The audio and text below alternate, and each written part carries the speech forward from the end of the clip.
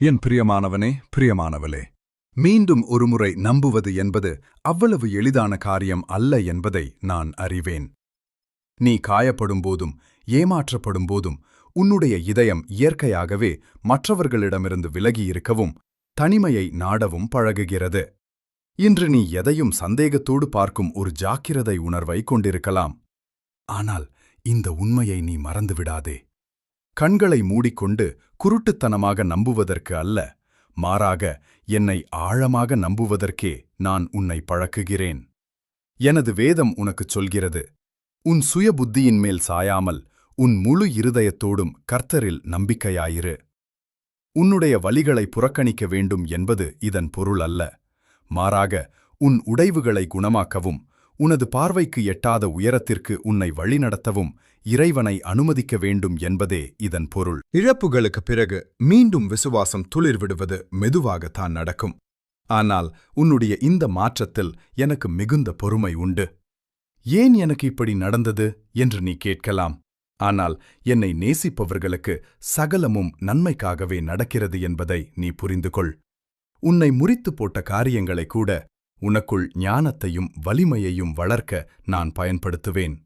எனது கரங்களில் உன்னுடைய எந்த ஒரு கண்ணீர் துளியும் வீணாகப் போகாது. இனியும் நம்பினால் மீண்டும் வலிக்குமோ என்ற பயம் உன் காதுகளில் மெல்ல பேசலாம்.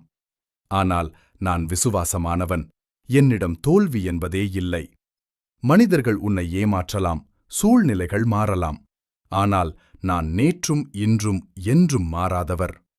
அனைத்தும் நிச்சயமற்றதாக தோன்றும்போது நான் உனக்கு பாறை போன்ற துணையாக நிற்பேன். உன்னுடைய தன்னம்பிக்கையை நாம் ஒவ்வொரு அடியாக மீட்டெடுக்கலாம். உள்ளம் உடைந்தவர்களை நான் குணமாக்கி அவர்களின் காயங்களை கட்டுகிறேன். குணமடைதல் என்பது பழைய கசப்புகளை மறப்பது மட்டுமல்ல, பயத்திற்கு மேல் விசுவாசத்தை தேர்ந்தெடுப்பதாகும். இந்தச் செய்தி உன்னுடைய இதயத்தை தொடுகிறது என்றால் விசுவாசத்தோடு பதில் கொடு. இந்த வீடியோவின் அருகிலிருக்கும் 3 புள்ளிகளை தொட்டு உன்னுடைய ஆமென் என்பதை பின்னூட்டமாக பதிவு செய். இறைவனின் விசுவாசத்தைப் பற்றி மேலும் தெரிந்து கொள்ளவும் என்னோடு இணைந்து பயணிக்கவும் இந்த பரிசுத்த கூட்டமைப்பில் இணைய உன்னை அழைக்கிறேன். கடந்த கால ஏமாற்றங்களை இறக்கி வை. உன்னை தோற்கடித்தவர்கள் மேல் அல்ல, உன்னை ஒருபோதும் கைவிடாத என்மேல் விசுவாசமாயிருக்க பழகுக. உன்னுடைய பயணம் தொடரட்டும். குணமடைதல் இப்போது நிகழ்ந்து கொண்டிருக்கிறது.